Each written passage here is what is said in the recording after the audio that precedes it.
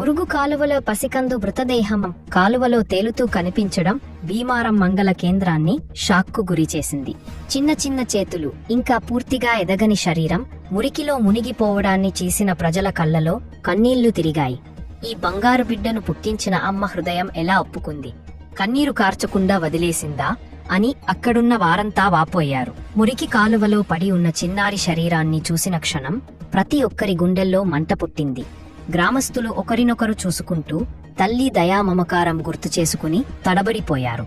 తల్లిపాలు కూడా రుచి చూడని ఈ పసిపాపకు ఇంత దుర్దృష్టం ఎదురైందా అని కన్నీరు పెట్టుకున్నారు.